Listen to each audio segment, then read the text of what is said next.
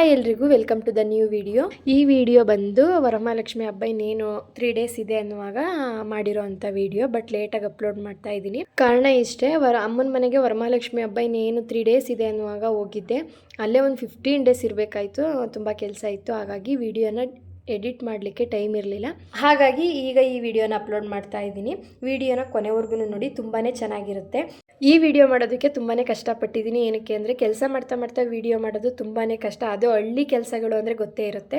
So ಈ ನನ್ನ ಎಫರ್ಟ್ಗೆ ನಿಮ್ಮ ಕಡೆಯಿಂದ ಒಂದು ಚಾನಲ್ಗೆ ಸಬ್ಸ್ಕ್ರೈಬ್ ಮಾಡೋದನ್ನು ಮರಿಬೇಡಿ. ನನಗೆ ಸಪೋರ್ಟ್ ಮಾಡಿ ಅಂತ ಕೇಳ್ತಾ, ವಿಡಿಯೋ ಇಷ್ಟ ಆದರೆ ವಿಡಿಯೋಗೊಂದು ಲೈಕ್ ಮಾಡಿ, ಹಾಗೆ ವಿಡಿಯೋ ಹೇಗೆ ಅನ್ನಿಸ್ತು ಅಂತೇಳಿ ಕಮೆಂಟ್ ಕೂಡ ಮಾಡಿ. ವಿಡಿಯೋನ ಕೊನೆವರೆಗೂ ನೋಡಿ.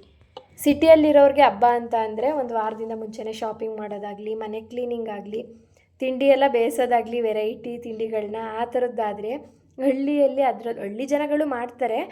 ಆದರೆ ನಮ್ಮಂಗೆ ಈ ಥರ ಹೂ ಬೆಳೆಯೋದು ಆ ಥರ ಇರೋರು ಏನು ಮಾಡ್ತಾರೆ, ಇನ್ನು 3-4 ದಿವಸ ಇದೆ ಅನ್ನಂಗೆ ಬರೀ ಕೆಲಸನೇ ಮಾಡ್ತಿರ್ತಾರೆ. ಹೂ ಕುಯ್ಯಿ, ಹೂ ಕಟ್ಟು, ಹೂ ಮಾರು. ಅದರಲ್ಲೂ ನಮ್ಮ ಮನೇಲಂತೂ ತುಂಬಾ ಕೆಲಸ ಇರುತ್ತೆ. ಆದಷ್ಟು ಹೂನ ಕಟ್ಟಿ ಮಾರೋದಕ್ಕೆ ಟ್ರೈ ಮಾಡ್ತೀವಿ. ಬಿಡಿ ಹೂ ಆ ಥರ ಎಲ್ಲ ಕೊಡೋದಿಲ್ಲ. ತೀರಾ ಆಗೋದಿಲ್ಲ ಅನ್ನುವಾಗ ಮಾತ್ರ ಬೆಂಗಳೂರಿಗೆ ಹಾಕ್ತೀವಿ. ಇಲ್ಲಾಂದರೆ ಎಷ್ಟಾಗುತ್ತೆ ಅಷ್ಟು ನಮ್ಮ ಎಫರ್ಟ್ನ ಹಾಕಿ ಹೂನ ಕಟ್ಟಿ ಮಾರೋದಕ್ಕೆ ಟ್ರೈ ಮಾಡ್ತೀವಿ.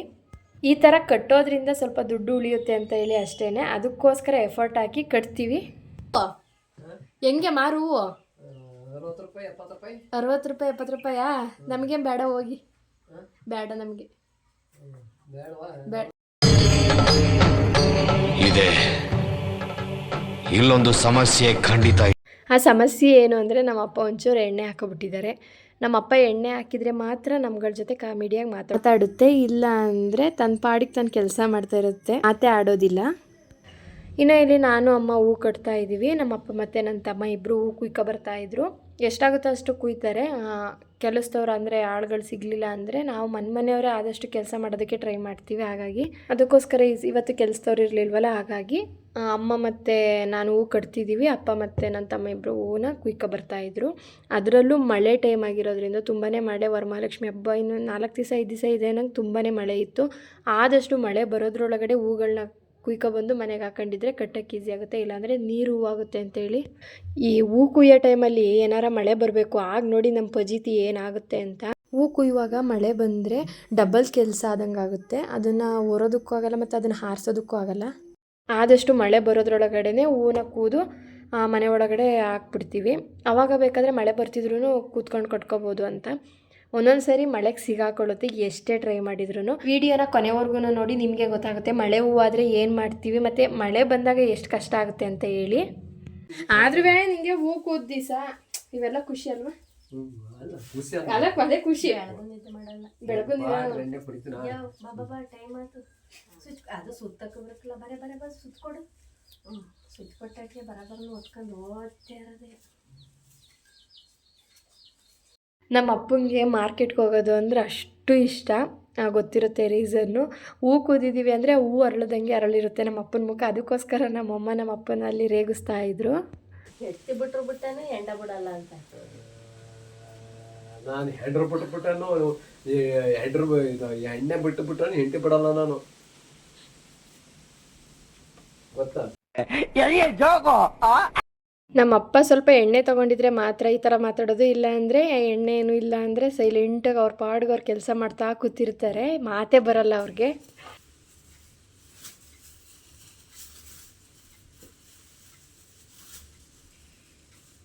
ನಾನಲ್ಲೇ ಹೂ ಕಟ್ಟಿ ಒಂದು 3-4 ತಿಂಗಳು ಗ್ಯಾಪ್ ಆಗಿತ್ತು. ಅದರಿಂದ ಒಂದು ಸ್ವಲ್ಪ ಸ್ಟಾರ್ಟಿಂಗ್ ಏನಾಗುತ್ತೆ ಅಂದರೆ ಸ್ಪೀಡ್ನಾಗಿ ಕಟ್ಟೋದಕ್ಕಾಗಲ್ಲ. ಒಂದು 2-3 ಮಾರು ಕಟ್ಟಿ ಕೈಯೆಲ್ಲ ಸ್ವಲ್ಪ ಆಡಿಸಿ ಅಭ್ಯಾಸ ಆದಮೇಲೆ ಮತ್ತೆ ಯಥಾ ಪ್ರಕಾರ ಚೆನ್ನಾಗಿ ಎಷ್ಟು ಸ್ಪೀಡಾಗಿ ಮಾಮೂಲಿ ಕಟ್ತಿರ್ತೀವಿ ಆ ಥರ ಆಗುತ್ತೆ. ನಮ್ಮ ಮನೇಲಂತೂ ಯಾವಾಗಲೂ ಹೂ ಬೆಳೀತಾ ಇರ್ತಾರೆ. ಬ್ಯಾಚ್ ಆ್ಯಂಡ್ ಬ್ಯಾಚ್ ಹತ್ತತ್ರ ಒಂದು 5,000 ಗುಣಿ ಅಂತೂ ಕಂಪಲ್ಸರಿ ಇರುತ್ತೆ. ಹಾಗಾಗಿ ಈ ಕೆಲಸದ ಮೇಲೆ ಬೇಜಾರು ಮಾಡ್ಕೊಳ್ಳೋ ಮಾತೇ ಇಲ್ಲ. ಬೇಜಾರಾದ್ರೂ ಸಹ ಹೂ ಕಟ್ಟಿ ಹೂ ಮಾರಲೇಬೇಕು, ಈ ಕೆಲಸ ಮಾಡಲೇಬೇಕು ನಾವು. ಇನ್ನೂ ಊಟ ಟೈಮ್ ಆಯಿತು, ಅದಕ್ಕೆ ಬೆಳಗಿಂದ ಎಷ್ಟು ಕಟ್ಟಿರ್ತೀವಿ ಅದನ್ನೆಲ್ಲ ಒಂದು ಕಡೆ ಸುತ್ತಿ ಎತ್ತಿಟ್ಬಿಡ್ತೀವಿ. ಏನಕ್ಕೆ ಅಂತಂದರೆ ನೆಕ್ಸ್ಟ್ ಹೂ ಕಟ್ಟೋದಕ್ಕೆ ಜಾಗ ಬೇಕಲ್ವ, ಅದಕ್ಕೋಸ್ಕರ ಬೆಳಗಿಂದ ಎಷ್ಟು ಕಟ್ಟಿರ್ತೀವಿ ಅದನ್ನು ಸುತ್ತಿ ನೀಟಾಗಿ ಒಂದು ಸೈಡ್ಗೆ ಎತ್ತಿಟ್ಕೊಂಡ್ರೆ ಜಾಗ ಸ್ವಲ್ಪ ಫ್ರೀ ಆಗುತ್ತೆ ಅಂತ ಹೇಳಿ ಥರ ಮಾಡ್ತೀವಿ. ಈಗ ಏನು ಸುತ್ತಿಡ್ತೀವಿ ಅದನ್ನೇ ಬೆಳಗ್ಗೆ ಎದ್ದು ಮಾರ್ಕೆಟ್ಗೆ ತಗೊಂಡೋಗೋ ಅದೇ ಥರ ತೊಗೊಂಡೋಗ್ತಾರೆ. ಒಂದು 25-30 ಮಾರ ಹಾಕಿ ಈ ಥರ ಸುತ್ತಿಡ್ತೀವಿ.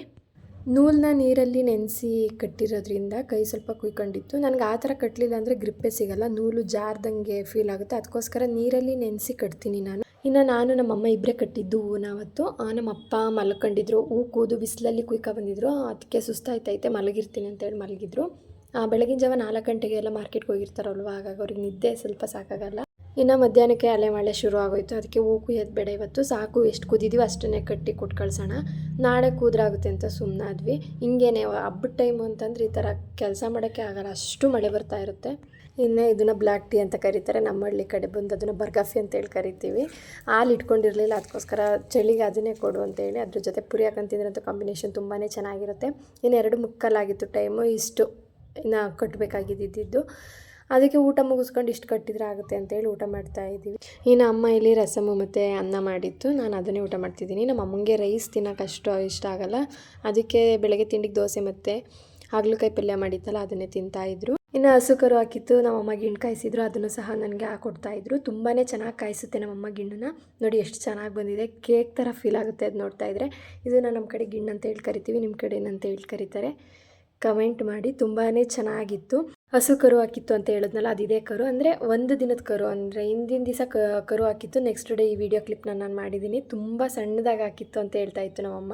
ಬೇರೆ ಹಸುಗಳು ಸ್ವಲ್ಪ ದಪ್ಪಗಾರು ಆಗ್ತಾಯಿತ್ತು, ಇದು ಸಖತ್ ಸಣ್ಣದಾಗಿ ಹಾಕಿತ್ತು. ಇನ್ನು ಹಳ್ಳಿ ಅಂದರೆ ಗೊತ್ತಿರುತ್ತೆ, ಅಕ್ಕಪಕ್ಕದ ಮನೆಯವ್ರಿಗೆ ಅಥವಾ ಯಾರಾದರೂ ಬಂದವ್ರಿಗೆ ಗಿಣ್ಣು ಏನಾದರೂ ಮಾಡಿದರೆ ಅಥವಾ ಸ್ಪೆಷಲ್ ಏನಾದರೂ ಮಾಡಿದ್ರೆ ಕೊಟ್ಟು ತಿನ್ನೋ ಅಂತ ಅಭ್ಯಾಸ. ಸೊ ಅವ್ರಿಗೂ ನಾವು ಗಿಣ್ಣು ಕೊಟ್ವಿ, ಅವರು ತಿಂತಾಯಿದ್ರೆ. ಅವ್ರು ಬಂದರೆ ಕಾಮಿಡಿಯಾಗಿ ಮಾತಾಡ್ಕೊಂಡಿರ್ತಾರೆ. ಇನ್ನು ಟೈಮ್ ಅಲ್ಲೇ 4:15 ಈಗ ನಮ್ಮ ಅಪ್ಪ ಎದ್ದು ಊಟ ಮಾಡ್ತಾ ಇದ್ದಾರೆ.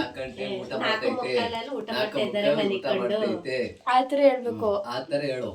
ಇಲ್ದವ್ರು ಸುಮ್ಮನೆ ಮನಿಕೆ ಬಂದು ಊಟ ಮಾಡಿ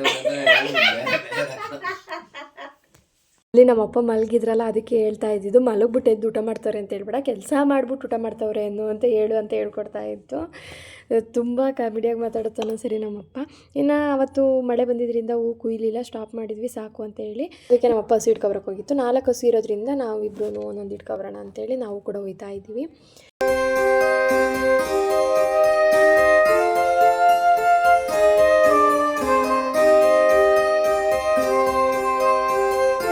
ಹೊಟ್ಟೆ ಎಷ್ಟು ಉರ್ಸ್ತಾವ್ರೋ ಆ ಭಗವತ್ನ ನೋಡಿದ್ರೆ. ನಮ್ಮ ಅಪ್ಪಂಗೆ ತಾತಂತ ಬೈಸ್ಕೊಳ್ಳೋದು ಏನು ಇಷ್ಟನೋ ಗೊತ್ತಿಲ್ಲ, ನೋಡಿ ಅವ್ರು ಅಲ್ಬೆ ಹೊಡ್ಕೊಂಡು ಹೋಯ್ತಾರೆ. ನಮ್ಮ ಅಪ್ಪ ಅದ್ರ ಮೇಲೆ ಹಸು ಇಟ್ಕೊಂಡು ಹೋಯ್ತೈತೆ. ಒಟ್ಟಿನಲ್ಲಿ ಇಬ್ಬರು ಬೈದಾಡ್ಕೋಬೇಕು, ಅವ್ರಿಗೆ ಅದೇ ಸಮಾಧಾನ ಆಗೋದು. ಇನ್ನು ಇದು ನೋಡ್ತಾ ಇದ್ದೀರಾ, ಒಂದು ಪ್ರೀವಿಯಸ್ ಲಾಗಲ್ಲಿ ಅದೇ ಗೊಬ್ಬರ ಹಾಕೋದು ಮೆಣಸಿನ ಗಿಡಕ್ಕೆ ತೋರಿಸಿದ್ದೆ, ಆ ಜಮೀನೇ ಇದು. ನಾವು ಗೊಬ್ಬರ ಹಾಕಿ ಒಂದು ವಾರ ಫುಲ್ ಮಳೆ ಅಂದರೆ ಮಳೆ ಬಿಡುವೆ ಇರಲಿಲ್ಲ, ಹಾಗಾಗಿ ಕಳೆ ತೆಗೆಯೋದಕ್ಕಾಗಲಿಲ್ಲ. ಮತ್ತು ಆ ಶೀತಕ್ಕೆ ತುಂಬ ಮಳೆ ಆಗಿದ್ದರಿಂದ ಗಿಡಗಳು ಸಹ ಸತ್ತೋದೆ. ಇದೊಂದೇ ಪೈರಲ್ಲ, ನಾವು ಆ ಟೈಮಲ್ಲಿ ಏನೇನೆಲ್ಲ ಹಾಕಿದ್ದೋ ಎಲ್ಲವುದು ಅಷ್ಟೇ. ಜೋಳನೂ ಚೆನ್ನಾಗಿ ಬಂದಿರಲಿಲ್ಲ, ಟೊಮೊಟೊ, ಮೆಣಸಿನ ಗಿಡ, ಸೊಪ್ಪು ಹಾಕಿದ್ರೂ ಅಷ್ಟೇ ಎಲ್ಲ ಸಹ ಹಾಳಾಗೋಯ್ತು. ಇವಾಗ ಅದನ್ನೆಲ್ಲ ಮತ್ತೆ ಹೊಸದಾಗಿ ಪೈರು ಮಾಡಬೇಕು. ನಮ್ಮಪ್ಪ ಬಾವಿನ ಆನ್ ಮಾಡ್ದೇ ತೊಟ್ಟಿಗೆಲ್ಲ ನೀರು ತುಂಬ್ಸೋಕ್ಕಾಗಿರಲಿಲ್ಲ, ಹಸುಗಳಿಗೆ ನೀರು ಇರಲೇಬೇಕು. ಅದಕ್ಕೋಸ್ಕರ ಮುಸ್ರೆಗೆ ಅಂತೇಳಿ ಊರೊಳಗಡೆಯಿಂದ ಇಬ್ಬರು ಸಹ ನೀರು ತರ್ತಾಯಿದ್ರು. ವಿಷ್ಣು ಶಿವಾಯತೆ ಹಾಲು ಕುಡಿದರು. ಏ ಬಾ ಬಾ ಬಾ ಸೋನು, ಬಾ ಬಾ ಬಾ ಬಾ. ಇನ್ನು ಅದು ಹೆಣ್ಕರು ಆಗಿರೋದ್ರಿಂದ ಅದಕ್ಕೆ ಸೋನು ಅಂತ ಹೆಸರಿಟ್ಟಿದ್ದೆ. ಅದಂತೂ ತುಂಬಾ ಕ್ಯೂಟಾಗಿ ಕಾಣುತ್ತೆ, ಪುಟ್ಟಗೆ ತುಂಬಾ ಆ್ಯಕ್ಟಿವ್ ಆಗಿ ಓಡಾಡ್ತಾ ಇರುತ್ತೆ, ಒನ್ ಡೇ ಕಳೆಯೋವರೆಗೂ ಅಷ್ಟೇ. ಆಮೇಲೆ ಕಾಲ್ಗೆಲ್ಲದಕ್ಕೆ ಶಕ್ತಿ ಬಂದರೆ ಅದನ್ನು ಹಿಡಿಯೋದಕ್ಕೆ ಆಗೋದಿಲ್ಲ. ಇದು ಬಂದು ನೆಕ್ಸ್ಟ್ ಡೇ ವಿಡಿಯೋ, ಈ ವಿಡಿಯೋದಲ್ಲೇ ಕಂಟಿನ್ಯೂ ಮಾಡ್ತಾ ಇದ್ದೀನಿ.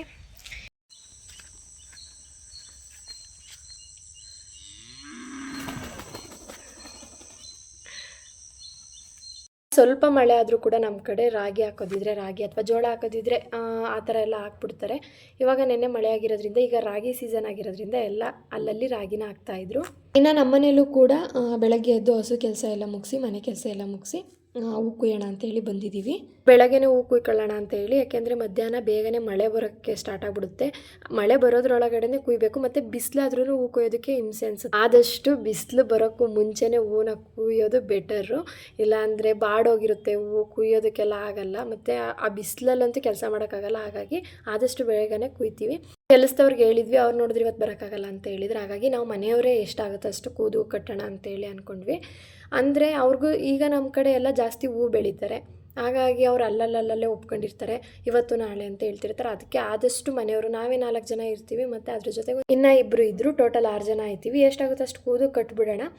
ನಾಳೆ ಮಿಕ್ಕಿದ್ದನ್ನು ಬಂದು ಅವ್ರು ಕೊಡ್ತಾರೆ ಅಂತ ಹೇಳಿ. ಹಬ್ಬ ಸೀಸನ್ ಆಗಿರೋದ್ರಿಂದ ಕೆಲಸದವ್ರು ಸಿಗೋದು ಕಷ್ಟ, ಯಾಕೆಂದರೆ ನಮ್ಮ ಸುತ್ತಮುತ್ತ ಸ್ವಲ್ಪ ಜನ ಹೂವನ್ನ ಜಾಸ್ತಿ ಬೆಳೀತಾರಲ್ವ, ಹಾಗಾಗಿ ಆ ಕಡೆ ಈ ಕಡೆ ಹೋಗ್ತಾರೆ ಆಳುಗಳು. ಇನ್ನು ಹಬ್ಬ 4 ದಿವಸ ಅಥವಾ 3 ದಿವಸ ಇದೆ ಅನ್ನುವಾಗೇ ನಮಗೆ ರೈಟ್ ಸಿಗೋದು. ಅದಾದಮೇಲೆ ಸ್ವಲ್ಪ ಕಡಿಮೆ ಆಗುತ್ತೆ ರೈಟು. ಹಾಗಾಗಿ ಆದಷ್ಟು ಹಬ್ಬಕ್ಕೆ ಬರೋ ಥರ ಹೂವನ್ನ ಅರಳಕ್ಕೆ ಬಿಟ್ಬಿಡ್ತೀವಿ. ಒಂದು 8 ದಿವಸ ಕುಯ್ಯೋದೇ ಇಲ್ಲ ಹೂವನ್ನ. ಆದಷ್ಟು ಎಷ್ಟು ಅರಳಿರುತ್ತೆ ಅದು ಹಬ್ಬಕ್ಕೆ ಬರಲಿ ಅಂತೇಳಿ ಬಿಡ್ತೀವಿ. ಇನ್ನು ನಾವು ಕೂದಂಗೆ ನನ್ನ ತಮ್ಮ ಒಂದು ಬ್ಯಾಗಿಗೆ ಸುರಿದಿಡ್ತಾ ಇದ್ದ, ಅಂದರೆ ಬಿಸಿಲು ಬರುತ್ತೆ ಹೂ ಬಾಡುತ್ತೆ ಅಂತ ಹೇಳಿ ಸುರಿದ್ಬಿಟ್ಟು ನೆರಳಿಗೆ ಇಟ್ಕೊತಿದ್ದೆ. ಅದೇ ಒಬ್ರಿಗೆ ಕೆಲಸ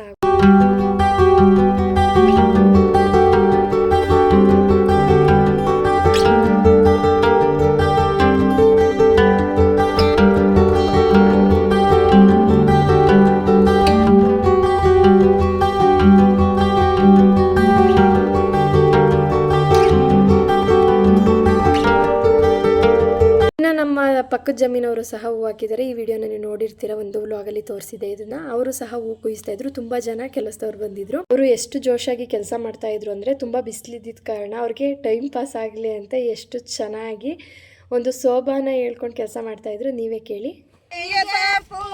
ಚಂದ ಸ್ವಾಮಿ ಹನುಮೈನ ಗೋಡಿ ಚಂದ, ಸ್ವಾಮಿ ಹನುಮೈನ ಗೋಡಿ ಚಂದ, ಸ್ವಾಮಿ ಹನುಮೈನ ಗೋಡಿ ಚಂದ, ಸ್ವಾಮಿ ಹನುಮೈನ ಗುಡಿ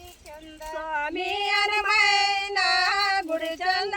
ಮೇಲಿರುವ ಕಾಳಿಂಗನ್ಯಾರೆ ಕಾಡದರು, ಕಾಳಿಂಗನ್ಯಾರೆ ಕಾಡದರು, ಕಾಳಿಂಗನ್ಯಾರೆ ಕಾಡದರು, ಕಾಳಿಂಗನ್ಯಾರೆ ಕಾಡದರು.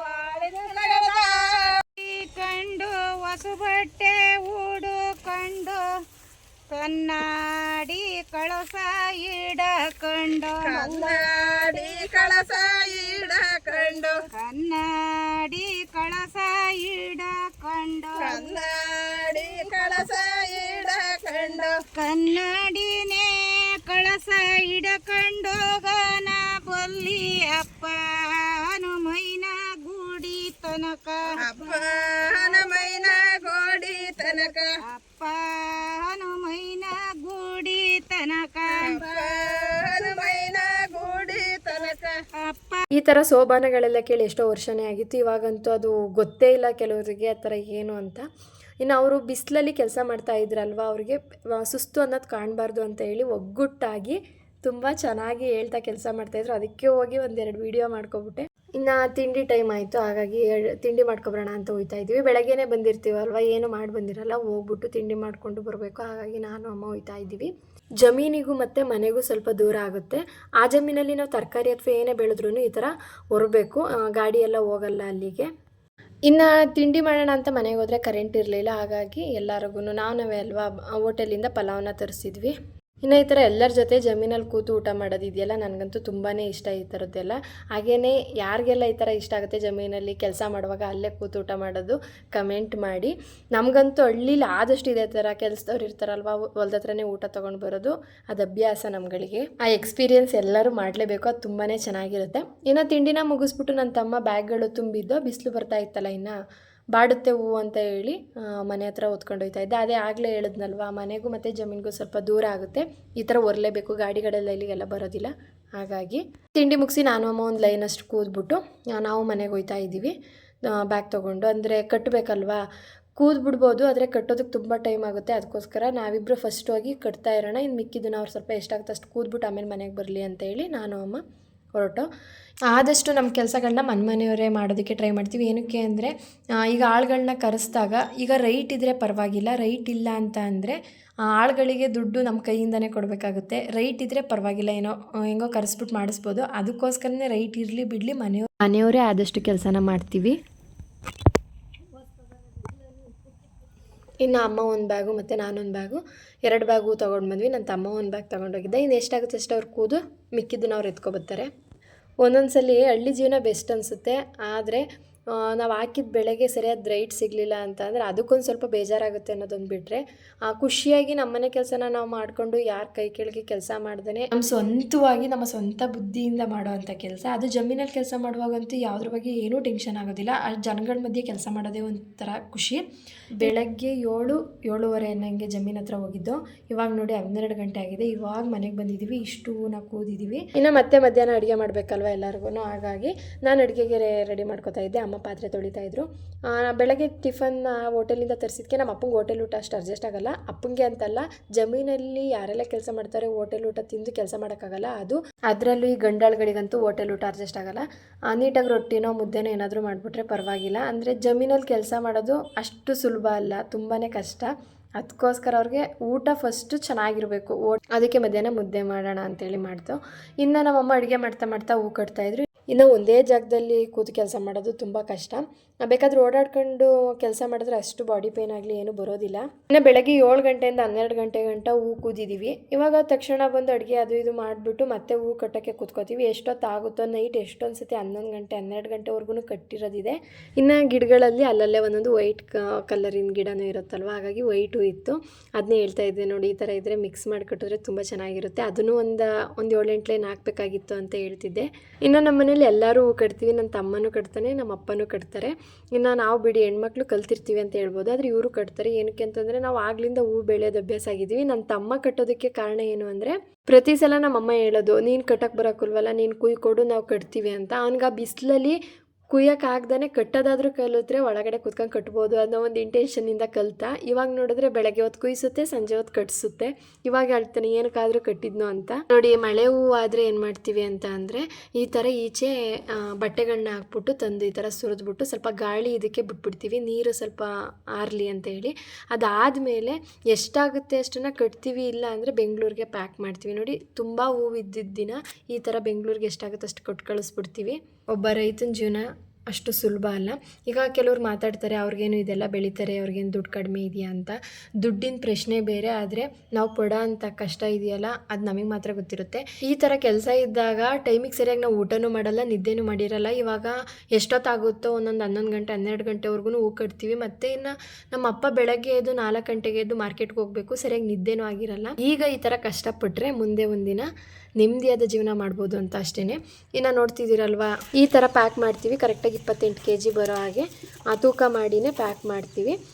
ಅಲ್ಲಿ ಒಂದು ಬ್ಯಾಗಿಗೆ 2 kg ಹಂಗೆ ಕಳ್ಕೊತಾರೆ. ಇನ್ನು ನಾವು ಬೆಂಗಳೂರಿಗೆ ಹೋಗೋಕ್ಕಾಗಲಿಲ್ಲ, ಅಥವಾ ಅದೇ ಗಾಡಿಯವ್ರ ಕೈಲೇ ಹಾಕೊಟ್ಟು ಕಳಿಸ್ತೀವಿ ಅಂದ್ರೂ ಅಷ್ಟೇ ಈ ಥರ ತೂಕ ಮಾಡಿ ಕೊಟ್ಟರೆ ನೀಟಾಗಿ ಬಿಲ್ನ ತಂದು ಕೊಡ್ತಾರೆ. ಬರೀ ಹೂವಿಂದೇ ತೋರಿಸ್ತಿದ್ದಾರೆ ಅಂತ ಬೇಜಾರಾಗಬೇಡಿ. ಇದೇ ಕೆಲಸ ಇದ್ದಿದ್ದು ಈಗ ಸದ್ಯಕ್ಕೆ. ಇನ್ನೂ ಮಧ್ಯದಲ್ಲಿ ಸುಮಾರು ಕೆಲಸಗಳನ್ನ ಮಾಡಿರ್ತೀವಿ, ಆದರೆ ಅದನ್ನೆಲ್ಲದನ್ನು ವೀಡಿಯೋ ಮಾಡೋಕ್ಕಾಗಿರೋದಿಲ್ಲ. ಅದರಲ್ಲೂ ನೆನಪು ಬಂದಾಗ ಕೆಲಸ ಮಾಡ್ತಾ ನೆನಪು ಮಾಡಿಕೊಂಡು ವೀಡಿಯೋ ಮಾಡೋದಿದೆಯಲ್ಲ, ತುಂಬಾ ಕಷ್ಟ. ಆದಷ್ಟು ಎಲ್ಲದನ್ನು ತೋರ್ಸೋಕ್ಕೆ ಟ್ರೈ ಮಾಡಿದ್ದೀನಿ. ವಿಡಿಯೋ ಇಷ್ಟ ಆಗುತ್ತೆ ಅಂದ್ಕೊಂಡಿದ್ದೀನಿ. ಅದರಲ್ಲೂ ಜಮೀನ್ ಕಡೆ ಕೆಲಸ ಮಾಡೋರಾಗಲಿ ಅಥವಾ ಈ ಥರ ಹೂವೆಲ್ಲ ಬೆಳೆಯೋರಾಗಿದ್ದರೆ ಅವ್ರಿಗೆ ಗೊತ್ತಿರುತ್ತೆ ಎಷ್ಟು ಕಷ್ಟ ಇರುತ್ತೆ ಅಂತ ಹೇಳಿ. ಅದರಲ್ಲೂ ಈ ಕೆಲಸದ ಮಧ್ಯೆ ಅಥವಾ ಒಂದು ಟೆನ್ಷನ್ ಇರುತ್ತೆ, ಇನ್ನೂ ಕೆಲಸ ಆಗಿಲ್ಲ ಅನ್ನೋ ಒಂದು ಟೆನ್ಷನ್. ಆ ಟೆನ್ಷನ್ ಮಧ್ಯೆ ಒಂದು ನೆನಪು ಮಾಡಿಕೊಂಡು ವೀಡಿಯೋ ಮಾಡಿದ್ದೀನಿ. ಅದಕ್ಕೋಸ್ಕರನಾದರೂ ನೀವು ನನ್ನ ಚಾನಲ್ನ ಸಪೋರ್ಟ್ ಮಾಡ್ತೀರಾ ಅಂದ್ಕೊಂಡಿದ್ದೀನಿ. ವಿಡಿಯೋಗೊಂದು ಲೈಕ್ ಮಾಡೋದನ್ನು ಮರಿಬೇಡಿ. ಇನ್ನು ನಾವುಗಳು ಹೂನ ತುಂಬಿ ತೂಕ ಮಾಡಿ ಇಡ್ತಾಯಿದ್ವಿ. ಅಪ್ಪ ಈ ಥರ ಫುಲ್ ಪ್ಯಾಕ್ ಮಾಡ್ತಾಯಿದ್ರು. ಅದ್ರ ಮೇಲೆ ಪೇಪರು ಅಥವಾ ಬಟ್ಟೆ ಅಥವಾ ಚೀಲಗಳನ್ನ ಕಟ್ ಮಾಡಿ ಆಮೇಲೆ ಹೊಲಿಬೇಕಿತ್ತು. ಆದರೆ ನಮ್ಮಪ್ಪ ಅವೆಲ್ಲ ಬೇಡ ಬಿಡಿ, ಇದೇ ಥರ ಹೊಲಿತೀನಿ ಅಂತ ಹೇಳ್ಬಿಟ್ಟು ಹೊಲಿತಿದ್ದಾರೆ. ಒಂದೇ ಒಂದು ಹೂ ಸಹ ಈಚೆ ಬರದೇ ಇರೋ ಥರ ನೋಡಿ ಎಷ್ಟು ಚೆನ್ನಾಗಿ ಪ್ಯಾಕ್ ಮಾಡಿದ್ದಾರೆ ಅಂತೇಳಿ. ನಮ್ಮಪ್ಪ ಚೀಲಗಳು ಈ ಥರದ್ದೆಲ್ಲ ಹೊಲಿಯೋದ್ರಲ್ಲಿ ಎಕ್ಸ್ಪರ್ಟ್ ಅಂತಲೇ ಹೇಳ್ಬೋದು. ಈ ಥರ ಪ್ಯಾಕ್ ಆದಮೇಲೆ ಎಲ್ಲ ಬ್ಯಾಗ್ಗಳ ಮೇಲೂ ಅಪ್ಪನ ಹೆಸರಾಗಲಿ ಮತ್ತು ಊರ ಹೆಸರು, ಇನ್ನು ಅದು ಎಷ್ಟು kg ಬಂದಿರುತ್ತೆ ಅಂತೇಳಿ ತೂಕ ಮಾಡಿರ್ತೀವಲ್ವ ಅದನ್ನು ಸಹ ಬರಿತೀವಿ. ಏನಕ್ಕೆ ಅಂತ ಅಂದರೆ, ಇಲ್ಲಿ ನಮ್ಮ ಒಬ್ಬರು ಬ್ಯಾಗೇ ಇರೋದಿಲ್ಲ, ಸುಮಾರು ಜನದ್ದು ಹೂಗಳನ್ನ ಬೆಂಗಳೂರಿಗೆ ತೊಗೊಂಡೋಗೋದ್ರಿಂದ ಬ್ಯಾಗ್ಗಳು ಮಿಕ್ಸ್ ಆಗುತ್ತೆ ಅಂತ ಹೇಳಿ ಅವ್ರವ್ರ ಬ್ಯಾಗಿಗೆ ಅವ್ರವ್ರ ನೇಮು ಮತ್ತು ಊರ ಹೆಸರು, ಆ ಬ್ಯಾಗ್ ಎಷ್ಟು kg ಇದೆ ಅಂತ ಹೇಳಿ ಬರಿತೀವಿ. ಆವಾಗ ನಮಗೆ ಗೊತ್ತಾಗುತ್ತೆ ನಮ್ಮ ಬ್ಯಾಗ್ ಯಾವುದು ಅಂತ ಹೇಳಿ. ಅದಕ್ಕೋಸ್ಕರ ಬೆಂಗಳೂರಿಗೆ ಹೋಗ್ಬೇಕಲ್ವ, ಇನ್ನು ನೈಟೇ ಹೊರಡ್ತಾರೆ. ಬೆಳಗಿನ ಜಾವ ಅಂದರೆ 2 ಗಂಟೆ 3 ಗಂಟೆ ಹಿಂಗೆಲ್ಲ ಮಾರ್ಕೆಟ್ ಓಪನ್ ಆಗುತ್ತೆ, ಆವಾಗಲೇ ವ್ಯಾಪಾರ ಸ್ಟಾರ್ಟ್ ಆಗೋದು. ಅದಕ್ಕೋಸ್ಕರ ನೈಟೇ ಹೊರಟ್ಬಿಡ್ತಾರೆ. ಇನ್ನು ನಾವು ಸ್ವಲ್ಪ ಹೂನ ಕಟ್ಟೋದಕ್ಕೆ ಅಂತ ಎತ್ತಿಟ್ಕೊಂಡಿರ್ತೀವಿ. ಏನಕ್ಕೆ ಅಂದರೆ ಒಂದು 10-11 ಗಂಟೆವರೆಗೂ ಟಿ ವಿ ನೋಡಿಕೊಂಡು ಹೇಗೋ ಕಟ್ಬೋದು, ಒಂದು ಪಿಂಡಿ ಅಥವಾ 2 ಪಿಂಡಿ ಅಷ್ಟು ಅಂತ ಹೇಳಿ ಸ್ವಲ್ಪ ಹೂನ ಎತ್ತಿಟ್ಕೊಂಡಿರ್ತೀವಿ. ಇಷ್ಟೆಲ್ಲ ಕೆಲಸ ಮಾಡಿ ಬೆಳಗ್ಗೆ ಎದ್ದು ಮಾರ್ಕೆಟಲ್ಲಿ ನಾವು ಅಂದ್ಕೊಂಡಿದ್ದಕ್ಕಿಂತ ಸ್ವಲ್ಪ ಮಟ್ಟಿಗಾದ್ರೂ ರೈಟು ಜಾಸ್ತಿ ಆದಾಗ ಆ ಖುಷಿನೇ ಬೇರೆ. ಇನ್ನು ನಾನು ಇಷ್ಟು ಹೂನ ಕಟ್ಟಿದ್ದೆ, ಹತ್ತತ್ರ 3 ಪಿಂಡಿಯಷ್ಟು ಹೂನ ನಾನು ಕಟ್ಟಿದ್ದೆ. ಇಷ್ಟನ್ನ ಕಟ್ಟಿ ಮುಗಿಸೋದ್ರೊಳಗಡೆ ಕರೆಕ್ಟಾಗಿ ರಾತ್ರಿ 11 ಗಂಟೆ ಆಗಿತ್ತು ಟೈಮು. ಕೊನೆಯಲ್ಲಿ ಒಂದು ಹೂನ ದೇವರಿಗೆ ಇಟ್ಟು ಅವತ್ತಿನ ದಿನದ ಕೆಲಸನ ಮುಗಿಸಿದ್ವಿ. ನೋಡಿ ನನ್ನ ಕೈ ಹೇಗಾಗಿದೆ ಅಂತೇಳಿ. ಏನಕ್ಕೆ ಅಂತಂದರೆ ಅದು ನೀರು ಸ್ವಲ್ಪ ಮಳೆಯಲ್ಲಿ ನೆಂದಿದ್ರಿಂದ ನೀರೂನ ಕಟ್ಟಿ ಆ ಥರ ಫುಲ್ಲು ಜವ್ ಥರ ಆಗೋಗಿತ್ತು.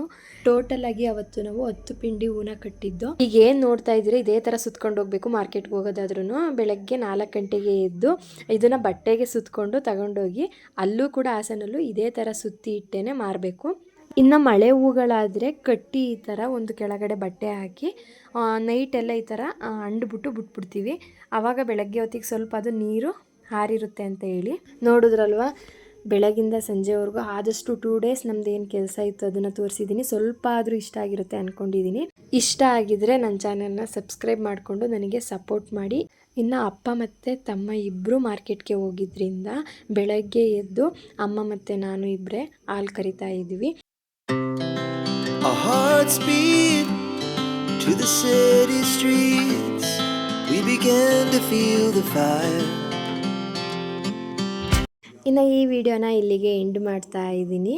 ಮತ್ತೊಂದು ವಿಡಿಯೋದಲ್ಲಿ ಸಿಗೋಣ ಅಂತ ಹೇಳ್ತಾ, ವಿಡಿಯೋ ಇಷ್ಟ ಆದರೆ ವಿಡಿಯೋಗೊಂದು ಲೈಕ್ ಮಾಡಿ, ಹಾಗೆ ಚಾನಲ್ನ ಸಬ್ಸ್ಕ್ರೈಬ್ ಮಾಡ್ಕೊಳ್ಳೋದನ್ನ ಮರಿಬೇಡಿ. ಇಲ್ಲಿವರೆಗೂ ನನ್ನ ವಿಡಿಯೋನ ನೋಡಿದ್ದಕ್ಕೆ ಥ್ಯಾಂಕ್ ಯು ಸೋ ಮಚ್.